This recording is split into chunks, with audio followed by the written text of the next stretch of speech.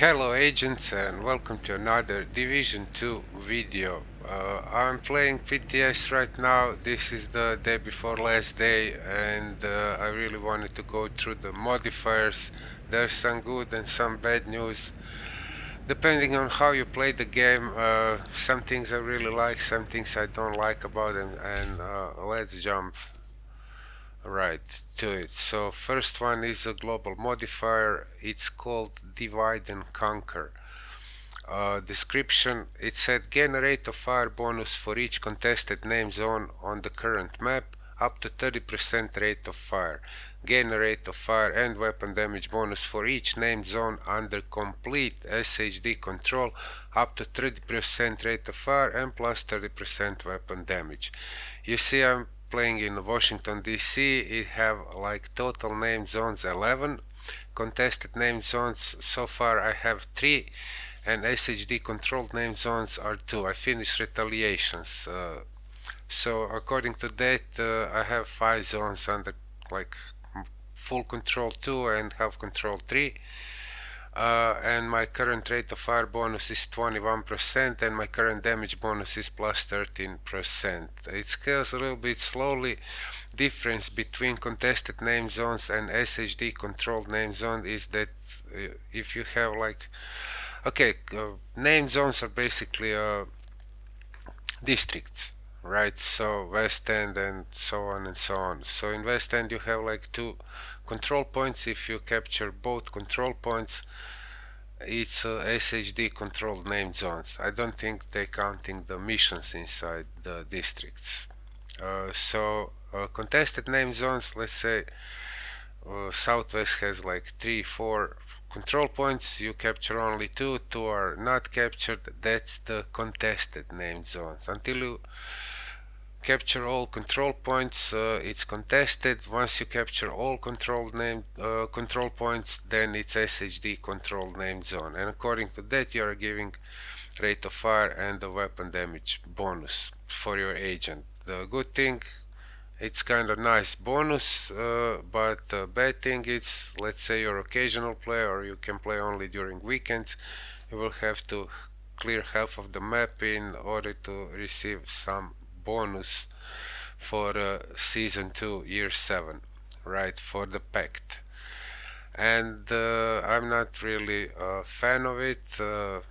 People play more time, some people play less time, and it's gonna make a difference. The time investing in the game is gonna make difference, and that's it. Okay, the maximum bonus is same on any map regardless of how many name zone it has. The per name zone bonus scales accordingly. Let's say Brooklyn had a couple of name zones, way less than the Washington DC, but you're gonna receive the same bonus once you have all the controlled name zones under full SHD control. Well, I hope it's clear enough, so let's jump to the hostile modifiers. They are pretty strong. These icons are above their heads, above the heads of the enemy, so at any moment you can know what to expect from every enemy. The wedge hostile modifier, it said the affected enemy applies 5% outgoing damage boost to themselves and their allies within 10 meters. Each additional ally within 10 meters increases the boost up to maximum of 30% outgoing damage. So when these guys are show up, they are boosting all other enemies within 10 meters and they can go up to 30% outgoing damage. They are becoming pretty strong if this dude is around them. Another one is out of mind, hostile modifier. It said after taking no damage for 5 seconds, affected enemy gain 10% movement speed and 15% rate of fire boost. Then increase over time up to 20% movement speed and 30% rate of fire. Damaging the enemy, remove the boost and restarts the timer. Basically you will have to shoot them all to remove this boost, which is pretty significant. They're becoming really quick and agile, harder to hit, and they can get up to 30% rate of fire, not really pleasant ones. And the third one, last one, is Overwatch. Affected enemy gains an overheal equal to 2 times their base health while they have a gadget deployed. Destroying the gadget removes the overheal. Let's say Rikers have overheal, they have leader which give them overheal, but now every enemy that have gadget, basically skill, it's gonna get that overheal equal to 2 times their base health. Not on Rikers, every enemy they are using the gadgets. Okay, let's go to active modifiers. So I was playing with this sanitation, but let's start from the beginning. Advanced material. Your skills gain extra skill tiers and your signature weapons gain a weapon damage boost against regular enemies as per the table below. This boost is multiplied by 1.5 against named enemies.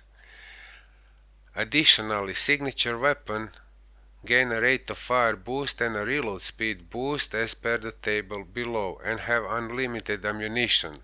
Kill with signature weapons or skills adds 3 seconds to the modifier duration.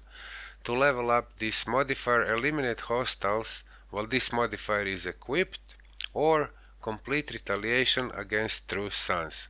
So you will have to have it equipped if you want to level it up, and you will have to play retaliation against true suns. Either way, you can level it up. So signature weapon damage 50%, that's the current level. Signature weapon RPM 5%, signature weapon reload speed 10%, skill tier 2, duration 45 seconds and cooldown 60 seconds. This is a pretty nice buff. First thing come to my mind is a gunner specialization, where we're gonna get crazy rate of fire, reload speed and unlimited ammo once you press the button, which is really crazy. And on top of that you can use that pulse that it's coming with the gunner. You will have like skill tier 2 basically when you have this one equipped. It can also work nice with the skill builds, let's say Exuro with the flamethrower signature weapon, or turret with the fire, like fire turret. Like those two come to my mind really quickly, so that's the one. I didn't use it even though I was running the gunner specialization. I went with sanitation, which is kind of more fun. Set enemy within radius on fire. While the modifier is active, each unique enemy set on fire add 1 stack of sanitation, which grants extra damage to burning enemies up to a maximum. 2 plus stacks for each enemy currently burning, repair armor every second. 3 plus stacks, critical hits inflict burning on enemies. To level up modifier, it's the same like previous one. You will have to have it equipped or complete retaliations against cleaners. They are all enemy based, so if you play retaliations, you will get to next level probably quicker. This one is for cleaners, this one is for true suns, so but they work against every enemy on the map. So this one is pretty funny. Once you have 3 stacks, your critical hits inflict burning, basically like you have a fire ammo, incendiary ammo on yourself all the time. And yeah, that's the sanitation. Zealot, on activation gain 15 stacks of Zealot, each one granting weapon damage and damage reduction boost as per the table below. You can check out these tables later. Not gonna go through the percentages this time, only try to explain what the modifier is doing. So after 10 seconds you begin losing 1 stack per second, and the stack consumption rate increases every 10 seconds. Eliminating hostiles restores Zealot stacks. So 15 stacks is 15% weapon damage and 15% less damage you're receiving. That's on activation. They are decaying over the time. So upon reaching 0 stacks, a damaging EMP explosion is triggered at your location, leaving you at 1 health. That's funny event, because suddenly EMP hits and you have only 1% health. For each enemy hit by explosion, recover armor and health as per the table below. Basically, when that happens, you will get 1 health on yourself, but if you catch anybody in that radius, more you catch enemy in that radius, more armor you're gonna recover and health. So this is the table for that. Leveling up, it's the same. You will have to have it equipped or play retaliation against outcasts. So spiced up, this is the total nonsense one. I don't get it. All of your armor is stripped. I tried this one. It's BS. For the duration of this modifier, you cannot aim down sight or repair armor. Basically, medkit's not working, and you cannot ADS. So how are you gonna shoot blind fire from cover? I mean, what else?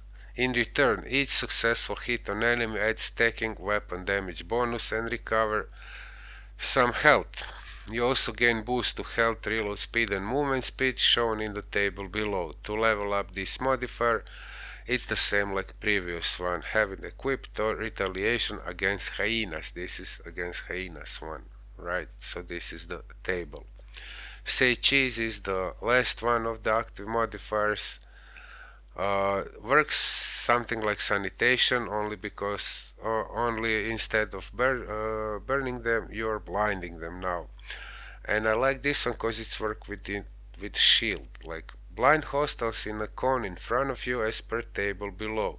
Holding a shield when triggering this modifier increases the range and radius of the blinding effect. Eliminating blinded enemies reduces the cooldown of the modifier. Leveling up is the same, have equipped or play retaliation against Rikers. So those are the active modifiers. I was playing with this one, it's pretty fun. This one could be fun, this one I don't get it, really. This one is for weapon damage and damage reduction, and this one is probably best with gun specialization. You are getting extra skill tiers and weapon damage boost for your signature weapon. If I have more time to play with this, I will probably have more info and experience, but for now that should do. That's what waiting for us. Now we have passive modifiers. I was playing with this stepping stone. Eliminating assaults with headshots adds hollow point ammo to your magazine. Pretty simple one. If you eliminate assault dude with a headshot, you will get hollow point to your magazine. Basically, you're having small ongoing bleed, ongoing direction build on yourself running this one if you score headshots. Actually, headshot kills. So keep out. Shooting a rusher from within 10 meters staggers them. When this happens, you gain 20% movement speed boost that lasts for 10 seconds. This might work well with the Lady Death to emphasize even more movement speed and damage, and yeah, don't know what else to say about this one. You are getting movement speed bonus for 10 seconds. Rupert's Tear. When you break any piece of tank armor, all other armor pieces are broken. When this happens, you apply bleeding to enemies within 15 meters of the target. There are tanks everywhere. Almost every faction have a tank. So this one is like probably most common in between them, like which you can use if you have it equipped. So if you break any piece of tank armor, you will broke all other pieces of his armor, and you will apply bleeding to enemies within 15 meters of that tank. Right, so sounds nice. Compromised, these are universal, so basically working against any factions. So that's a difference between these below here. These are like faction based, but we will go through them later. While you are in cover, your headshot damage against snipers increases by 100%. If you hit sniper while they are in cover, they are forced to exit cover. So that's like simple. If you're in cover, your headshot damage against snipers only increased by 100%. Not really useful in my book. Well, if you hit him while he's in cover, they are forced to exit cover. I mean, it sounds like useful for the last part of the Crossroads mission on master difficulty, but I don't see very much use of it right now, and probably we won't be able to play with these modifiers on the last Crossroads climax mission. Yeah. And the last one is Better Up. Butter up. Any grenade within 5 meters of you is destroyed. Cooldown 30 seconds. While in cooldown, radius of your grenade increased by 100%. It's kinda useful, but if you run into grenadier, they shoot like 3 grenades in a row.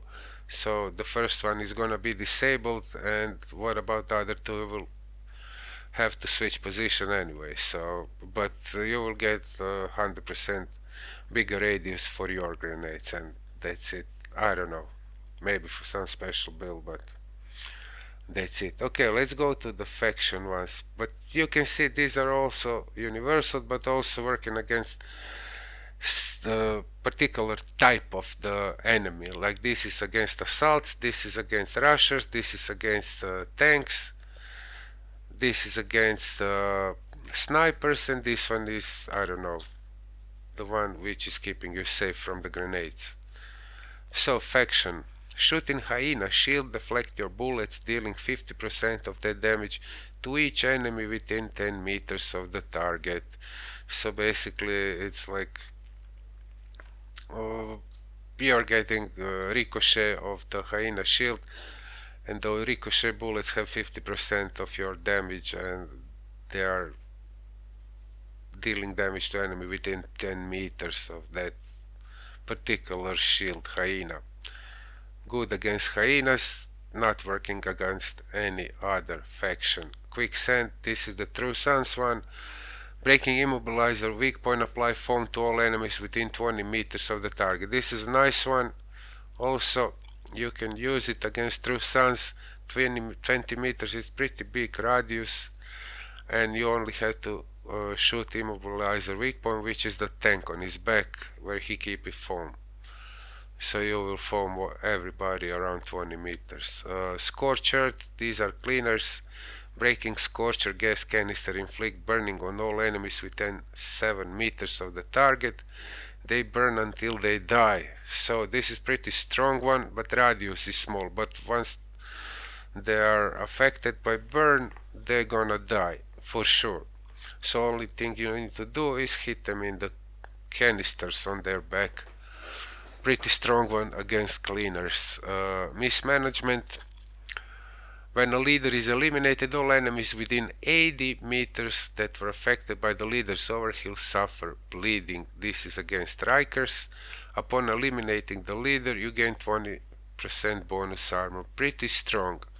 What I don't like about these faction-based modifiers is that you will have to switch them every time you play against different type of enemy. Let's say you play against hyenas, you will have to equip hyena one. If you play against True Sons, you will have to equip this one, which is more work to do. Like comparing to the last season, basically current season, once you set up modifiers, you're done. You figure out which one works best for you, and you basically just playing the game. Now you have to switch them every time you change the faction you're playing against. And the last one is bad reception, destroying controllers, drone, break controllers, weak point, and shock the controller and all enemies within 20 meters of them. This is against the Black Tusk. They have controllers and drones, and if you destroy controller, drone, and his weak point, you will shock controller and all enemies within 20 meters of them. I guess it's gonna explode also, so those are the strong ones. Like I said, they are pretty strong. The good thing is they are strong against faction, but the bad thing is you will have to really switch them every time you switch the enemy. And that's it, guys. Everything I figure out about the new modifiers and Year 7 Season 2, the Pact, that is coming in a couple of weeks. It's gonna go live. So I was playing a little bit with tipping scales, but that's a subject for another video, which I don't think I will have time to make. So we will have to wait for season to come live. That's it. Tell me in the comment section what do you think about this.